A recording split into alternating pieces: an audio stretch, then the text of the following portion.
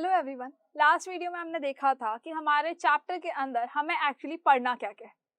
अब इस वीडियो में हम स्टार्ट करेंगे हमारे इस चैप्टर का फर्स्ट टॉपिक कि नीड ऑफ इम्प्रूवमेंट क्या है। So I Lavina Kumawat welcoming you all at Scoreshala. देखो, नीड ऑफ इम्प्रूवमेंट को पढ़ने से पहले हमें ये अच्छे से पता होना चाहिए कि एक्चुअली हम इम्प्रूवमेंट कर किस में रहे हैं। तो हमारे इस चैप्टर के अंदर यू नो वेरी वेल कि आपको किसके बारे में पढ़ना है। आपको पढ़ना है हमारे फूड रिसोर्सेज के बारे में कि हम उनको कैसे इम्प्रूव कर रहे हैं। तो इन फूड रिसोर्सेज में जो सबसे पहले हमारे पास आता है वो है फूड। फूड रिसोर्सेज से पहले क्या आता है? फूड आता है। सिंपल सी चीज है भाई, हमारे लिए तो सुबह उठने से लेकर रात में सबसे पहला यही होता है कि खाने में क्या बनेगा। सबसे पहले यही होता है भाई। मॉर्निंग में जब उठते हो मम्मी के पास यही पूछने के लिए जाते हो ना कि आज खाने में क्या बन रहा है, आज हमारे टिफिन में क्या जाएगा। अच्छा ठीक है, ये टिफिन में हो गया, बट हम आएंगे तो आप क्या बनाएंगी। या शाम के टाइम पे भी मम्मी आपसे पूछती होगी कि आप खाने में क्या खाओगे। तो हमें इस खाने की रिक्वायरमेंट क्यों है ये तो आपको बहुत ही अच्छे से पता है, बिकॉज हम ये पहले बहुत बार पढ़ चुके हैं कि हमें फूड की रिक्वायरमेंट है एनर्जी के लिए, ताकि हमारी बॉडी को क्या मिल सके, एनर्जी मिल सके। जितने भी लिविंग ऑर्गेनिज्म होते हैं सबको किसकी रिक्वायरमेंट होती है? फूड की रिक्वायरमेंट होती है, ताकि उनकी बॉडी को एनर्जी मिल सके, उनकी बॉडी प्रॉपरली ग्रो कर सके, उनकी बॉडी प्रॉपरली रिपेयर हो सके। कहीं से कट फट जाए तो रिपेयर हो जाएगी हमारी बॉडी। ऐसा नहीं है ना कि अगर कट लग गया तो वो कट ही रहेगा हमारे लाइफ टाइम, नहीं। हमारी स्किन ऑलरेडी सेम हो जाती है। फिर से कैसे हो जाती है? Because of food. जिस फूड के अंदर जो न्यूट्रिएंट्स होते हैं, यू नो वेरी वेल कौन कौन से न्यूट्रिएंट्स है हमारे फूड के अंदर होता है। देखो, प्रोटीन, विटामिन्स, उसके अलावा हमारे फूड के अंदर होते हैं मिनरल्स, देन होते हैं कार्बोहाइड्रेट्स, उसके बाद होता है फैट। मतलब ओवरऑल अगर देखें तो हमारे पास बहुत सारे जो न्यूट्रिएंट्स है वो कम है। अब इन न्यूट्रिएंट्स में वाटर भी आता है। अब ये जो सारे न्यूट्रिएंट्स है हमें इनकी रिक्वायरमेंट है। हमें पिज्जा बर्गर की रिक्वायरमेंट बिल्कुल नहीं है, हमें दाल चावल की रिक्वायरमेंट नहीं है, हमें हमारी रोटी की रिक्वायरमेंट नहीं है, और मैगी की रिक्वायरमेंट तो बिल्कुल भी नहीं है। जो ये लार टपक रही है ना मैगी सुन के, वो लार नहीं टपकानी है, हमें उसकी रिक्वायरमेंट नहीं है। हमें सिर्फ और सिर्फ हमारे फूड के अंदर प्रेजेंट न्यूट्रिएंट्स की रिक्वायरमेंट है। जिस फूड के अंदर न्यूट्रिएंट है उसकी हमें रिक्वायरमेंट है, जिस फूड में न्यूट्रिएंट नहीं है उसकी हमें रिक्वायरमेंट बिल्कुल भी नहीं है। फाइन। तो जितने भी लिविंग ऑर्गेनिज्म है उनको फूड की रिक्वायरमेंट होती है हमारी बॉडी के डेवलपमेंट के लिए, हमारी बॉडी की ग्रोथ के लिए, हमारी बॉडी को रिपेयर करने के लिए। कोई प्रॉब्लम नहीं है इसमें, तो ठीक है, हम फूड लेते हैं, और क्या दिक्कत हो सकती है। उसके अलावा फूड हमें और क्यों चाहिए? हमें वो इसलिए चाहिए ताकि वो हमारी बॉडी को डिजीज से प्रोटेक्ट कर सके। सो ये हमारी बॉडी को डिजीज से प्रोटेक्ट भी करता है, और ये हमें एनर्जी प्रोवाइड करता है वेरियस एक्टिविटीज के लिए। पूरे दिन जो हम काम करते हैं ना उन एक्टिविटीज के लिए करते हैं। अब ये फूड हमारा आता कहाँ से है? तो हमारा जो ये फूड है, जो हमारा फूड है ये दो जगह से आता है। हमारा फूड दो जगह से आता है। एक हो सकता है प्लांट से आता है, एक होता है हमारा एनिमल से। हमारा फूड प्लांट से आता है और हमारा फूड आता है एनिमल से। यानी कि प्लांट क्या करेगा? हमें फूड प्रोवाइड करेगा, हमें वो वेजिटेबल्स देगा, फ्रूट्स देगा, सीरियल्स है, पल्सेस है, बहुत सारी चीजें जो है वो प्लांट्स हमें प्रोवाइड करते हैं। एनिमल से भी हमें फूड मिलता है। जो लोग नॉन वेजिटेरियन है वो मीट खाते हैं, जो वेजिटेरियन है वो मिल्क लेते हैं, उस मिल्क से हमारा पनीर बनता है, घी बनता है, बहुत सारी चीजें जो कि हमें प्लांट और एनिमल से मिलती है। अगर ये प्लांट और एनिमल ना हो तो हम भी भूखे ही मर जाएंगे, हम भी वहां सर्वाइव नहीं कर पाएंगे। तो हमारी बॉडी को जो न्यूट्रिएंट्स की रिक्वायरमेंट है वो फुलफिल करने के लिए कौन है? प्लांट से, एनिमल से। अब प्लांट की रिक्वायरमेंट को कौन फुलफिल करता है? तो यू नो वेरी वेल कि प्लांट्स आर ऑटोट्रॉफ्स। हमने दो टाइप के न्यूट्रिशन के मोड पढ़े थे, उसी के अकॉर्डिंग हमने टू टाइप में ऑर्गेनिज्म को क्लासिफाई किया था, ऑटोट्रॉफ्स एंड हेटेरोट्रॉफ्स। ऑटोट्रॉफ्स का मतलब जो अपना खाना खुद बनाते हैं। तो प्लांट्स क्या होते हैं? प्लांट्स होते हैं ऑटोट्रॉफ्स, जो कि अपना खाना खुद बनाते हैं by the process of photosynthesis. Then उसके बाद कौन आता है? उसके बाद आते हैं हम, जो कि है हेटेरोट्रॉफ्स। इवन जितने भी ऑर्गेनिज्म है वो सब कैसे है? हेटेरोट्रॉफ्स है, जो कि अपना खाना खुद बिल्कुल भी नहीं बनाते हैं और वो डिपेंडेंट होते हैं अदर प्लांट्स पे हो गए, अदर एनिमल्स पे हो गए, अदर लिविंग ऑर्गेनिज्म के हो गए। तो ये सारे क्या होते हैं? एक दूसरे के ऊपर डिपेंडेंट है, और अगर डिपेंडेंट है तो हम क्या कहेंगे? These are heterotrophs. अगर डिपेंडेंट नहीं है तो ऑटोट्रॉफ्स। कौन होते हैं? ग्रीन प्लांट्स होते हैं। फाइन। इतनी चीज तो हमें क्लियर है कि हमें फूड की रिक्वायरमेंट होती है। क्यों होती है? न्यूट्रिएंट्स के लिए होती है, हमारी बॉडी को डिजीज से प्रोटेक्ट करने के लिए है, रिपेयर करने के लिए है, एंड डेवलपमेंट के लिए है। फाइन। इसके अलावा हम क्या होते हैं? हेटेरोट्रॉफ्स होते हैं। अब अगर मैन हेटेरोट्रॉफ है तो उसके फूड के लिए उसको क्या करना पड़ेगा? प्लांट्स और एनिमल पर डिपेंडेंट रहना पड़ेगा। अब वो प्लांट और एनिमल पे जब डिपेंडेंट रहेगा तो उसने सोचा कि क्यों ना मैं प्लांट को ग्रो ही कर लूं। भाई पहले के जो लोग होते थे वो क्या करते थे, वो घूमते रहते थे। वो घूमते क्यों रहते थे, नोमैड्स होते थे, घूमते रहते थे, क्या करते थे, फूड के लिए। यहाँ है आज, जहाँ उनको प्लांट्स दिख रहे हैं, ठीक है, फूड मिल रहा है, तब तक खा लेंगे, एनिमल्स को मार काट के खा लेंगे। फिर वहां जब खत्म हो गए फिर और आगे चले गए कि अच्छा ठीक है अब और इतना यहाँ ज्यादा एनिमल नहीं बचे, कहीं और चले जाते हैं, वहां जाके एनिमल को काटेंगे, मारेंगे, फिर उनको खाएंगे, फिर जो प्लांट्स है उनमें से फूल पत्ती जो भी मिलेगा वो ले लेंगे और वो खा लेंगे। फिर उनको समझ में आया कि भाई इतना हम एनिमल्स को मार रहे हैं तो एक काम करते हैं ना, हम खुद ही उनको पाल लेते हैं, उनसे बिना मारे उनसे हम खाना ले लेते हैं। प्लांट्स जो है उनको हम उगा लेते हैं, बहुत सारे प्लांट्स अगर एक ही जगह पे हो जाएंगे तो हमें कहीं घूमना नहीं पड़ेगा। तो जब ये उनको समझ आई तो उन्होंने क्या किया, फार्मिंग करना स्टार्ट किया, एग्रीकल्चर स्टार्ट कर दिया एंड एनिमल हस्बेंड्री स्टार्ट की। एनिमल हस्बेंड्री का मतलब एनिमल्स को बिजनेस के लिए पाल लिया। उनको लगा कि अच्छा मुर्गियां जो है उनसे हमें एग मिल रहा है, ठीक है कोई प्रॉब्लम है, हम उनको नहीं मारेंगे। शीप से हमें क्या मिला, वुल मिल रहा है, तो ठीक है उस वुल का हम यूज कर लेंगे। तो यानी कि ऐसे लिविंग ऑर्गेनिज्म भी है जो क्या करते हैं, बिना खुद को खत्म किए हमें फूड प्रोवाइड कर रहे हैं, हमें चीजें दे रहे हैं। काऊ है मिल्क दे रही है, भाई हमारी बफेलो है वो भी हमें मिल्क दे रही है, गोट भी हमें मिल्क दे रही है, तो अब उनको क्यों मारे। तो उनको मारे बिना भी हम उनसे रोज के रोज फूड प्रोडक्ट्स ले सकते हैं। दैट इज वाई मैन ने क्या किया, फार्मिंग स्टार्ट की एंड रेयरिंग एनिमल स्टार्ट किया, एनिमल्स की रेयरिंग करना शुरू किया, उनको पालना स्टार्ट किया। नाउ द क्वेश्चन इज कि हर रोज न्यूज़पेपर में एक चीज आती है कि हम एफर्ट्स कर रहे हैं किसके लिए, being made to improve production from agriculture and animal husbandry. हम कंटिन्यूअसली जो एफर्ट्स लगा रहे हैं किसके लिए, कि ताकि हमारा जो एनिमल हस्बेंड्री और एग्रीकल्चर है उसमें इम्प्रूव प्रोडक्शन हो। बट वाई, क्यों कर रहे हैं, ऑलरेडी हमारे पास एग्रीकल्चर लैंड है, हम एग्रीकल्चर कर रहे हैं और अर्लियर टाइम से कर रहे हैं, एंशिएंट टाइम से हम कर रहे हैं। अर्ली मैन भी कर रहा था, उसके बाद वाले लोग भी कर रहे हैं, ठीक है, अर्ली मैन ने स्टार्ट किया था, धीरे धीरे धीरे धीरे एग्रीकल्चर जो है वो सबका प्रोफेशन बन गया, कोई प्रॉब्लम नहीं है। लेकिन हम इसमें एफर्ट्स क्यों कर रहे हैं कि हम इनको इम्प्रूव करें, क्यों नीड ऑफ इम्प्रूवमेंट है भाई, इम्प्रूवमेंट की जरूरत क्या है जब ऑलरेडी प्रोडक्शन हो रहा है। अगर ऑलरेडी प्रोडक्शन हो रहा है तो इम्प्रूवमेंट की जरूरत नहीं होनी चाहिए, लेकिन यहाँ पे इम्प्रूवमेंट की जरूरत है। रोज न्यूज़पेपर में आता है कि इम्प्रूव करो इम्प्रूव करो इम्प्रूव करो, काफी टाइम से हम ये देख रहे हैं, कभी सोचा है कि इसकी जरूरत क्यों है। Why we cannot make do with the current level of production? जो हमारा current level of production है हम उसको improve करने की कोशिश कर रहे हैं, तो जो current level of production है उसमें क्यों नहीं काम चला सकते।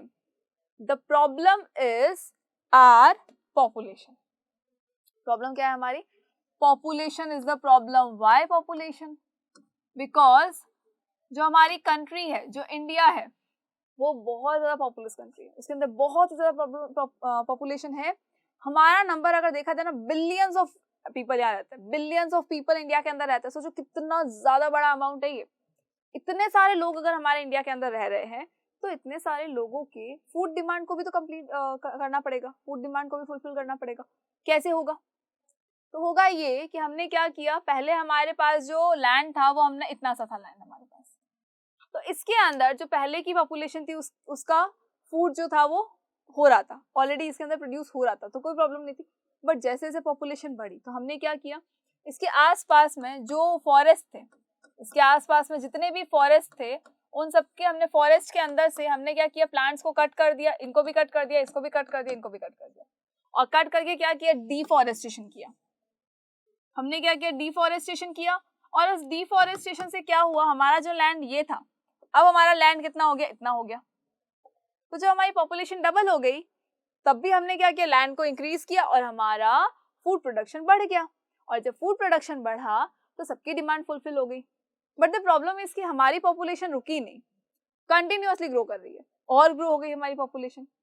पहले यहाँ पर जो लोग थे वो इतने थे, ठीक है ठीक है, अब कोई प्रॉब्लम नहीं। अब क्या हो गया, उसके बाद जब है ना लोग बहुत ज्यादा इंक्रीज हो गए और बढ़ गए, लोग बहुत ज्यादा बढ़ गए, ये जो सिर्फ सिर दिखने लग गए लास्ट में तो हमारे पास में, तब क्या हुआ ये कि अब ये जो हमारे लोग बड़े हैं, इन पॉपुलेशन को, इनकी डिमांड को फुलफिल करने के लिए हमने क्या किया, लैंड एरिया हमारा बढ़ा दिया। अब ऑलरेडी इतने इंटेंसिवली कल्टीवेट हो रही है हमारी लैंड, अब और पॉपुलेशन बढ़ी, फिर बढ़ गई, पॉपुलेशन तो कम होने का नाम नहीं ले रही, कंटिन्यूअसली ग्रोइंग है और बढ़ रही है, कंटिन्यूअसली बढ़ रही है। अब इस पॉपुलेशन की डिमांड को फुलफिल करने के लिए क्या करना पड़ा, हमने सोचा और लैंड बढ़ाते हैं। जब लैंड बढ़ाने की बारी आई तो पता चला कि लैंड तो हमारे पास है ही नहीं। हम तो ऑलरेडी इतना डिफॉरेस्टेशन कर चुके हैं कि अगर इन पेड़ों को भी काट दिया तो हम भी सर्वाइव नहीं करेंगे, तो हम उन पेड़ों को नहीं काट सकते, कोई प्रॉब्लम नहीं है। अब हुआ ये कि हमने ये सोचा कि एक काम करते हैं, इसी एरिया के अंदर जो क्रॉप हो रही है अगर उसकी प्रोडक्टिविटी बढ़ जाए तो कैसा होगा, यहाँ जो क्रॉप लग रही है अगर वो डबल हो जाए तो कैसा होगा, तो क्या सबकी डिमांड फुलफिल हो जाएगी? बिल्कुल हो जाएगी। तो दैट इज वाई हम क्या कर रहे हैं, हम हमारी क्रॉप के अंदर इम्प्रूवमेंट चाह रहे हैं। जो क्रॉप लगाते हैं, जो ट्रेडिशनल वे में इतने टाइम से जो क्रॉप लग रही थी, जो क्रॉप उग रही थी, जो फार्मिंग हो रही थी, उसके अंदर अब हम ये चाह रहे हैं कि उसके अंदर इम्प्रूवमेंट हो और जो क्रॉप प्रोडक्शन है वो एकदम से बढ़ जाए because of the population, increasing population की वजह से ऐसा चल। आई होप कि इतनी चीज आपको क्लियर हो गई है। देखो, India is very populace country and the population of India is still growing, अभी भी बढ़ रही है, ऐसा नहीं कि कम होगी, बढ़ रही है। India is already intensively cultivated, obviously इतना इंटेंसिवली कल्टिवेटेड हो गया ना कि लैंड अब बचा ही नहीं है कल्टिवेशन के लिए। और अगर हम सोचे कल्टिवेशन के लिए लैंड बढ़ा दे, इंक्रीज कर दे, हाउ इज इट पॉसिबल यार? इतनी ज्यादा पॉपुलेशन है, रहने के लिए जगह चाहिए, हॉस्पिटल्स के लिए जगह चाहिए, स्कूल के लिए जगह चाहिए, मॉल्स के लिए जगह चाहिए, लेकिन डिफॉरेस्टेशन और नहीं हो सकता। ऑलरेडी इतना डिफॉरेस्टेशन हो चुका है कि जो बचे कुछ प्लांट्स है अगर उनको भी काट देंगे तो हम ही नहीं रहेंगे। तो जब हम ही नहीं रहेंगे तो क्या खेतों का क्या अचार डालेंगे हम? पॉसिबल नहीं है ये तो। अब as a result we do not have any major scope for increasing the area of land under cultivation. Now हमें क्या करना पड़ा? It is necessary to increase our production efficiency for both crops and livestock. Crops and livestock दोनों की हमें क्या करना पड़ेगा? प्रोडक्शन एफिशिएंसी बढ़ानी पड़ेगी, हमें उनमें इंप्रूवमेंट करना पड़ेगा कि जो वही लैंड, जो सेम लैंड है हमारा, वही लैंड हमें डबल क्रॉप दे दे या एटलीस्ट 1.5 तो दे ही दे। फाइन, तो इतना ज्यादा हमें इंप्रूवमेंट की रिक्वायरमेंट है। आई होप कि आपको क्लियर है कि एक्चुअली हमें इंप्रूवमेंट की रिक्वायरमेंट क्यों है, क्यों इतना हम पीछे पड़े हैं इस इंप्रूवमेंट के, क्यों रोज रोज है ना कोशिश करते हैं कि हमारे सीड अच्छे हो, हमारा प्रोडक्शन अच्छा हो, हम स्टोरेज अच्छे से करें। तो ये सारी चीजें हमारी ही वजह से है, बिकॉज ऑफ दी पॉपुलेशन। एक वर्ड याद कर लो, हो जाएगा आपका काम। चले, उसके बाद we have had already green revolution. आपने सुना होगा ग्रीन रिवॉल्यूशन के बारे में एंड व्हाइट रिवॉल्यूशन के बारे में। जो ग्रीन रिवॉल्यूशन था तो ग्रीन से हमें क्या समझ में आया? प्लांट के लिए होगा ऑब्वियसली। ग्रीन रिवॉल्यूशन किसके लिए था? कि जो फूड ग्रेन्स है उनका डेवलपमेंट अच्छे से हो, उनको ज्यादा अच्छे से हम ग्रो करवा पाए और वो डबल ग्रो हो जाए। व्हाइट रिवॉल्यूशन किसके लिए था? More efficient use as well as availability of milk.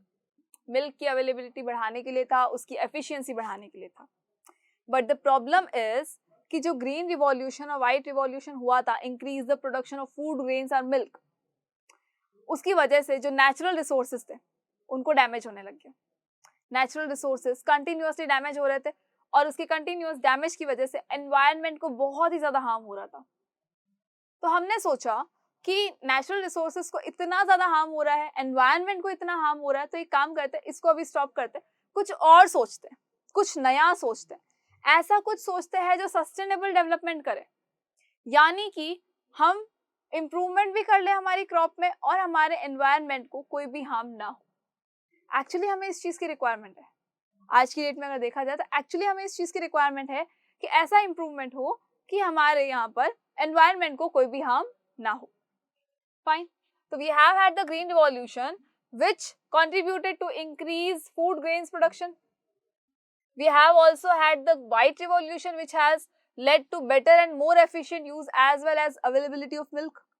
Now these revolution mean that our natural resources are getting used more intensively. Obviously जब revolutions हुए तो हमारे natural resources basically ज़्यादा quantity में use आने लगे और हमें ये बहुत अच्छे से पता है कि हमारे natural resources को अगर हमने ज़्यादा use किया है दैट मीन्स कि वो बहुत जल्दी खत्म हो जाएंगे और एक टाइम के बाद हमें वो मिलने वाले बिल्कुल भी नहीं है। तो हम इतना बड़ा रिस्क तो नहीं ले सकते। तो अब क्या हुआ? There is a need for sustainable practices in agriculture and animal husbandry. हमें अब किसकी जरूरत? सस्टेनेबल प्रैक्टिसेस की जरूरत। सस्टेनेबल प्रैक्टिसेस का मतलब है कि ऐसे इंप्रूवमेंट्स हो कि हमारे एनवायरनमेंट को हार्म ना हो, हमारे नेचुरल रिसोर्सेज को हार्म ना हो और नेचुरल रिसोर्सेज का इतना एक्सटेंसिवली यूज भी ना हो। तो हमें उस टाइप की रिक्वायरमेंट से भी इम्प्रूवमेंट की रिक्वायरमेंट है। Now scientific management practices should be undertaken to obtain high yields from farming. Exactly, हमें अब क्या करना है? हमें जाना है साइंटिफिक मैनेजमेंट प्रैक्टिसेस की तरफ। ऐसे साइंटिफिक मैनेजमेंट प्रैक्टिसेस जो कि हमारे एनवायरनमेंट को हार्म तो कम करे और हमारी जो डिमांड्स है उसको भी फुलफिल कर दे, यानी कि हमारी जो क्रॉप प्रोडक्शन है उसको बढ़ा भी दे, एनिमल हस्बेंड्री से जो हमें प्रोडक्शन मिल रहा था वो इंक्रीज हो जाए, लेकिन हमारे एनवायरनमेंट को, हमारे नेचुरल रिसोर्सेज को कोई भी हार्म ना हो। तो हमें अब उसकी तरफ जाने की जरूरत है। Now for sustained livelihood one should undertake mixed farming, intercropping and integrated farming practices. Basically अब हमें क्या करना चाहिए हमारे लिवलीहुड के लिए? मिक्स फार्मिंग कर सकते हैं हम इंटरक्रॉपिंग कर सकते हैं, हम इंटीग्रेटेड फार्मिंग प्रैक्टिसेस कर सकते हैं। अब ये सारी चीजें क्या होती है तो ये तो हम इस चैप्टर के अंदर देखेंगे one by one. Now for example combine agriculture with livestock, poultry, fisheries, beekeeping. अब बी कीपिंग हो सकती है, कंबाइन फिशरीज, कंबाइन हम लोग क्या कर सकते हैं, एग्रीकल्चर भी कर सकते हैं, साथ ही साथ जो है वो पोल्ट्री फार्म्स लगा सकते हैं, साथ ही साथ फिशरीज भी कर सकते हैं, सो दैट कि इनका प्रोडक्शन तो इंक्रीज हो जाए लेकिन हमें लैंड एरिया इंक्रीज करने की जरूरत ना पड़े। सो आई होप कि अब आपको बहुत अच्छे से क्लियर हो गया है कि एक्चुअली इंप्रूवमेंट की नीड क्यों है। बेसिकली हमारी इंप्रूवमेंट की नीड क्यों है? For because of population. Revolutions हुए बट द प्रॉब्लम इज कि नेचुरल रिसोर्सेज जो थे उनको हार्म हो रहा था, वो खत्म हो रहे थे, तो हमें उसको खत्म नहीं करना था, उसका ये जो ड्रॉबैक था उसको हमें खत्म करना था। तो अब क्या हुआ, हमने क्या किया, साइंटिफिक मैनेजमेंट प्रैक्टिसेस की तरफ हमने मूव ऑन किया और अब हम क्रॉप में इंप्रूवमेंट कर रहे हैं, एनिमल हस्बेंड्री में भी इंप्रूवमेंट हो रहा है, बट हमारे नेचुरल रिसोर्सेज को कोई भी प्रॉब्लम नहीं हो रही है। तो अब आगे हम पढ़ेंगे कि हमें इंप्रूवमेंट जो करना है वो किस तरह से हो सकता है। बेसिकली अगर हम चाहें इंप्रूवमेंट करना तो नेचुरल रिसोर्सेज को साइड में रखें तो किस तरह से इंप्रूवमेंट हो सकता है और हमें कौन सी चीज पे ध्यान देने की जरूरत है। यानी कि जो एग्रीकल्चर प्रैक्टिसेस होती है, ऐसा तो है नहीं कि हमने बस बीज बो दिया हमारा काम हो गया, प्लांट ग्रो हो गया, नहीं, बीज बोते हैं हम और भी उसमें बहुत ध्यान रखते हैं, प्रोडक्शन में फर्टिलाइजर्स देते हैं, इरिगेशन करते हैं, देन हमारा जाके कोई प्लांट होता है, फिर हार्वेस्टिंग होती है। इन सब में से कौन सी चीजों पर हमें वॉच आउट रखने की जरूरत है, हमें लुक आउट रखने की जरूरत है, किस किस चीज को हमें ध्यान देना है, किस किस चीज को हम इंप्रूव कर सकते हैं और कैसे कर सकते हैं, ये सारी चीजें हम इस चैप्टर के अंदर डिस्कस करेंगे। सो नेक्स्ट वीडियो में हम देखेंगे सबसे पहले कि इंप्रूवमेंट जो है वो कौन कौन से प्लेसेस पर हो सकता है, कौन कौन सी प्रैक्टिसेस में हो सकता है, देन हम इनको वन बाय वन जो है डिस्कस करेंगे। Thank you so much.